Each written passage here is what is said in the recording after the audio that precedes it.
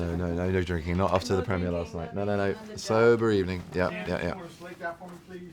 Okay, GMA 7 Philippines. Anytime you're ready. Okay, so Benedict, talk Hi. about how much fun you're doing with your role A and lot. also being part of the Marvel family. So much fun, and this character's got such complexities to him, but they were real food and drink for me to try and bring to life, and not least the physical aspects of the training, the stunts, and the fights. All of that was great fun, and the wire work as well, very new to me, like the character. So we kind of learnt together on that, but it's thrilling. It was only really at the end of watching it for the first time, actually, last night at the premiere, that I went, okay, now we have a new form of superhero who's waiting to join that amazing list of characters in the Marvel Cinematic Universe. Really excited. And I also met with a monk, and I've Yeah. heard that you've been doing some meditation. We all did, yeah. Tupton was on set, which was fantastic and very much facilitated by Tilda, who thought it would be a great idea, and all credit to it, it really was. I've meditated for a large portion of my adult life since I first came across it in my teens.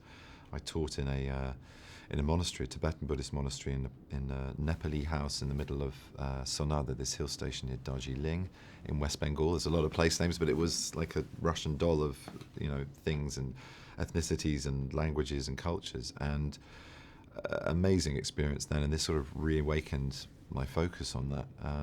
And it's a great thing to do. It's a great thing to do in general, but as an actor, having to focus on a moment when action's called and just get straight into character, put all other distractions aside, that's gratefully helpful.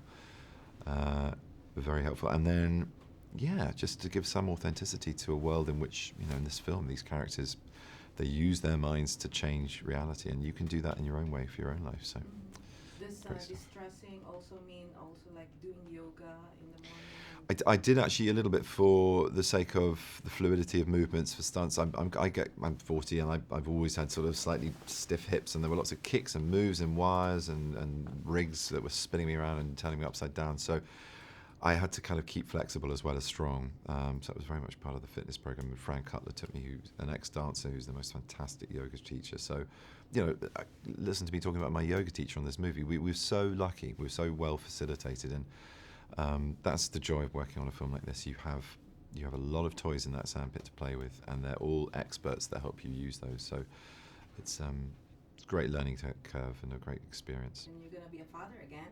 I So am, do you yes. see your children being trained also in meditation and yoga? And I open to other see my cultures? children as being very far away from this room and this interview, so I'm not going to talk about them not being here, and it makes me homesick, so I'll avoid that if that's all right. And how about Scott? How did he bring his energies into your character? He's one of the only Americans on the set, so he definitely must have bled into the fusion between my imagination and what I was drawing on in real life for that character, being a New Yorker as Doctor Strange is. And Scott he's a real detail man. He's very intelligent, but he's also he's the best first audience you could hope to have. A super fan like Kevin Feige is of the material, and that safeguards a lot of authenticity and what we were aiming to replicate and also evolve. And I mean, how he held that film together in his head, having especially seen it all last night, I do not know. We had great people in all departments, which helped all of us. I'm sure helped him as well, but all credit to him for what he's created, because it's truly different, I feel. Thank you very much.